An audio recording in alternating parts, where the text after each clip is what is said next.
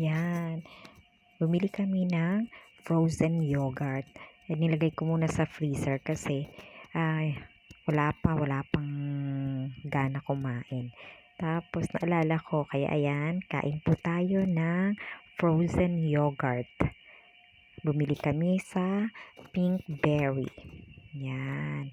Nung natikman ko na siya, abay, wala nang lapag-lapag. Kinain na talaga ng kinain kahit mahina ang tiyan sa malamig. Yan. Hindi na binitawan, no?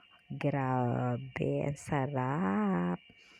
Kaya akala ko, nung una hindi ko magugustuhan kasi nga po hindi ako talaga palakain ng malamig. Mas gugustuhin ko pa po kumain ng maiinit kesa sa malamig. Kaya yan. Nung tinikman na hindi na mailapag-lapag ang cup.